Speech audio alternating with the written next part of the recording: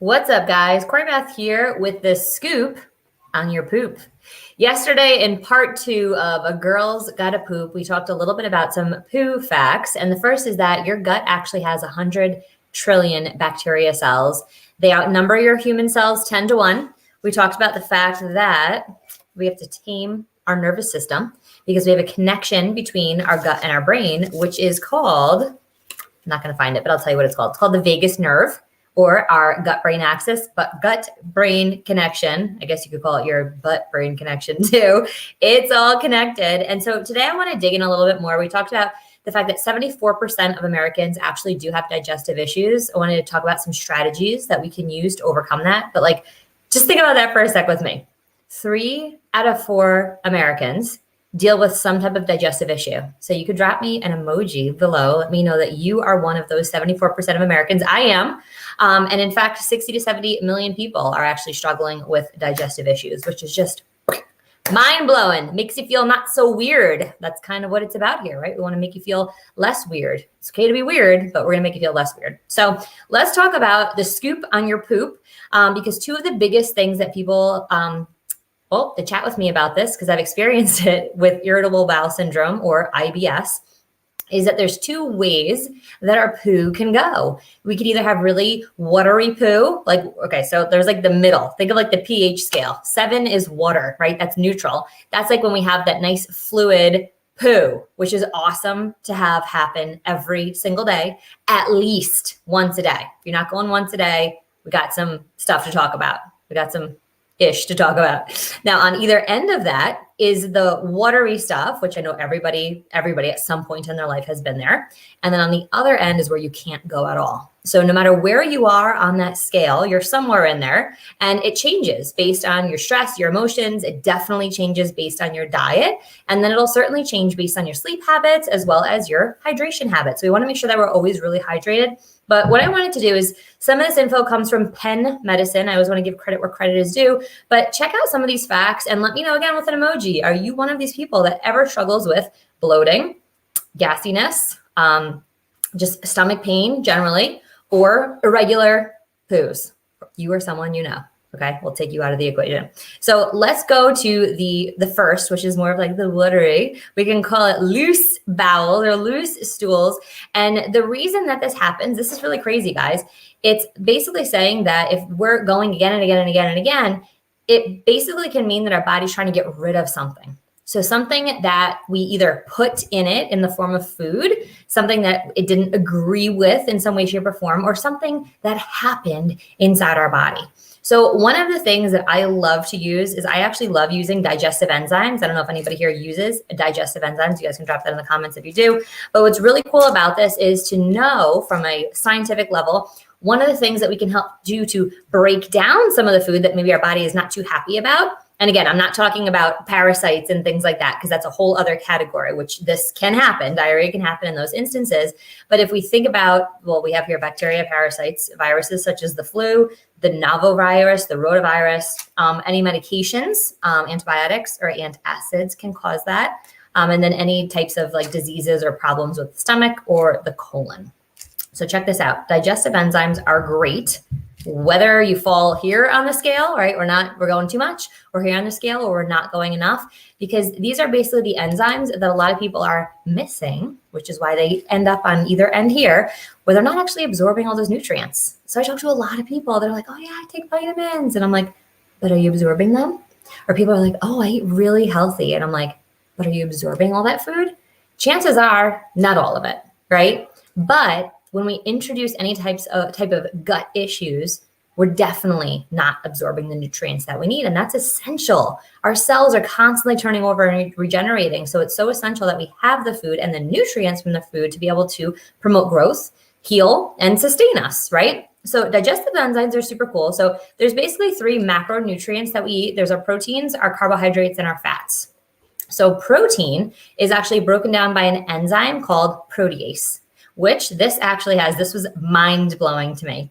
This actually has, protease 1 and protease 2.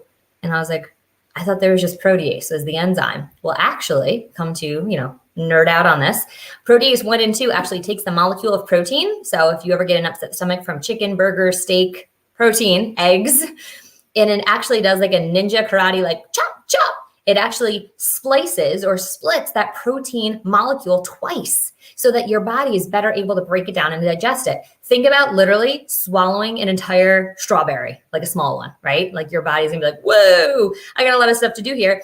Or chopping that strawberry twice and then swallowing it, it's a little bit easier for your body to handle that. So by breaking down the enzymes, using enzymes, breaking down the food, it actually helps the poop situation, all right?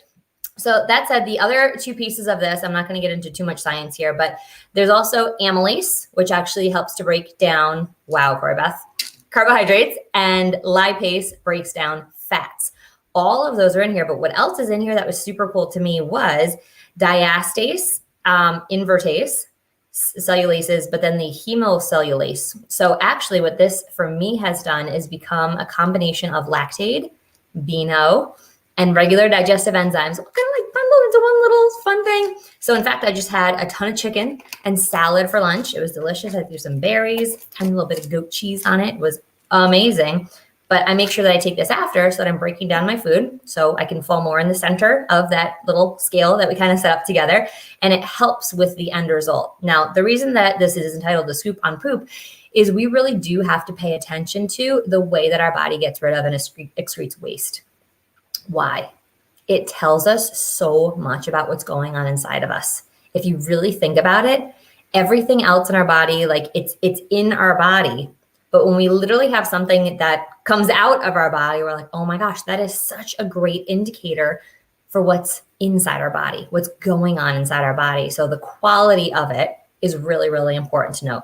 The other thing that I wanted to mention with constipation specifically, and again, going back to penmed.org, this can be caused by a diet low in fiber. So fiber is really great. And I didn't actually bring that in for you, but we have a little container that looks like this with fiber powder in it. It's great to just mix into a protein shake, helps give you a little bit more, or just eat more vegetables.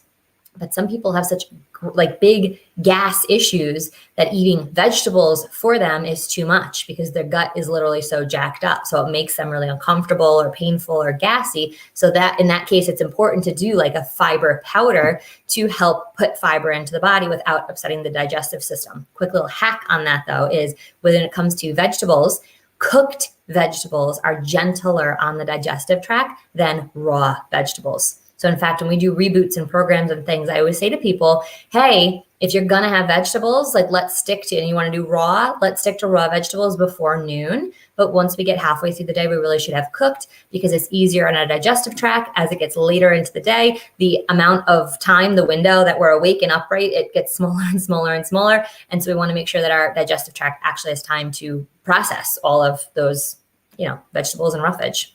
The last thing that's really interesting about people that fall on this side of the scale, where maybe it's harder to go or you're not going every day, in addition to fiber and drinking enough water, you guys ready for this? Physical activity. Move your body. Think about that.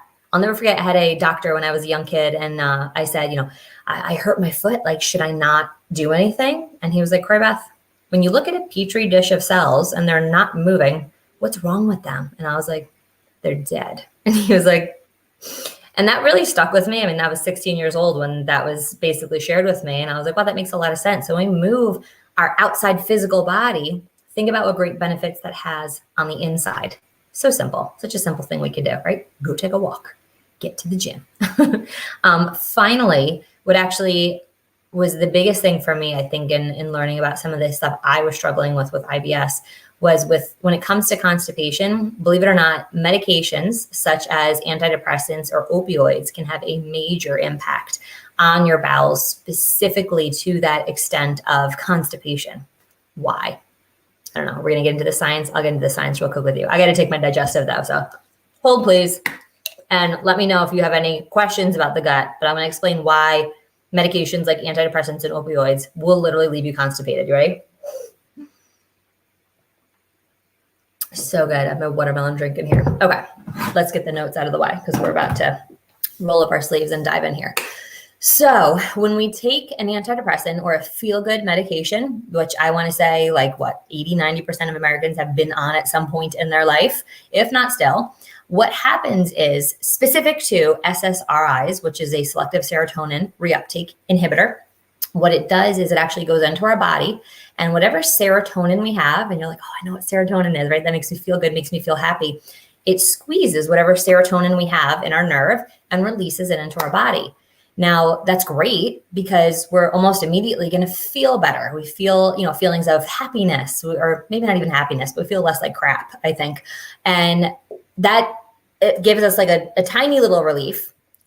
But what happens is your body, because it's a constant signaling mechanism, your body is like, oh, we have so much serotonin. We don't need to make any more. I mean, think about that. Like, think back to, what is that movie, Richie Rich, where the kid's literally like swimming in dollar bills. He's like, we don't need any more money. Like, we got plenty. Your body says that about serotonin, so it stops making it. Well, the problem with that is serotonin is not just a feel-good hormone. Serotonin is the hormone that powers peristalsis. That's moving your food along your digestive tract. So what happens when we don't have effective peristalsis? Well, the food's not moving. The food's not getting digested. I think we're dealing with an internet issue. Let's see what's going on here. All right. We're dealing with, like, come on, really, StreamYard? Let's disconnect my internet over here. But we're dealing with, it's terrible.